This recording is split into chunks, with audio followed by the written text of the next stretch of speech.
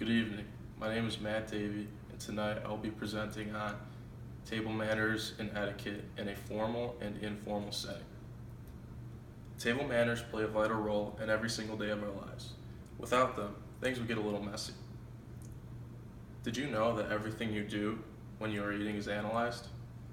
Whether you like it or not, someone is watching you, whether it be the person across from you or the person across the room. You're probably being watched when you're eating. Table manners and etiquette are important if you want to impress a date, a family member, a future employer, or even a random stranger. Personally, I notice a difference in my table manners when I am at home and out to eat. Also, I find differences in my table manners when I am eating with different people. Along with my 21 years of experience eating, I have also looked at 4 different educational sources to gather my information from. First, I will describe how table manners and etiquette is used in my life. Second, I will describe how table manners and etiquette is used in a formal setting. And lastly, I will describe how table manners and etiquette is used in an informal setting. Now, I'll be getting into the meat of this thing.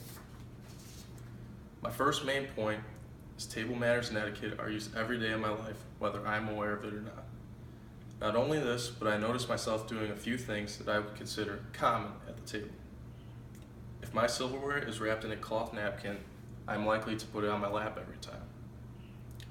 From an article I read from the University of Toledo Business, they said, "Thou shalt place thy napkin on thy lap as everyone is seated."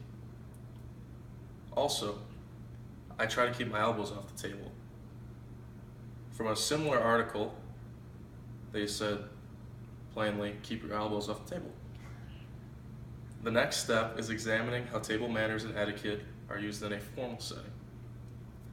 My second main point is that if there's one place you'd want to have good table manners, it would be in a formal setting. Whether it is a dinner party or a dinner for work, you better make sure you're prepared.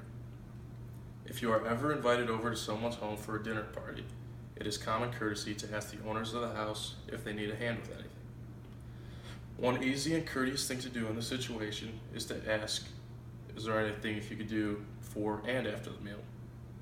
That was from an article I read from the Michigan State University Business. The owners of the house will be very relieved to not only have such a courteous guest in their house, but also if they do need a hand, they'll be happy to help. They'll be happy to have you asking.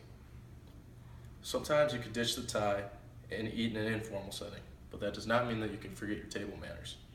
Table manners and etiquette, although loosened in an informal setting, cannot be forgotten. Informal settings not only have to do with who you're with or where you're at, but also what kind of foods you are eating. One example of this is fried chicken can only be eaten on occasions such as a picnic, barbecue, or other informal outdoor gatherings. There are a few foods that are way too messy to eat in a formal setting. An example of this would be corn on the cob. Corn on the cob should only be eaten during informal gatherings, and it is very messy and difficult to eat. My conclusion would be, table manners and etiquette are used every day in my life, whether I'm aware of it or not. If there is one place you would want to have good table manners, it would be in a formal setting. Whether it is a dinner party or a dinner for work, you better make sure you are prepared. Table manners and etiquette, although loosened in an informal setting, must still be used. Table manners play a vital role every single day of your life. Without them, things will get very messy. Table manners and etiquette will be something you use for the rest of your life. If your job is on the line and your clients are watching, make sure you remember your etiquette for a formal setting. I know I will. Thank you.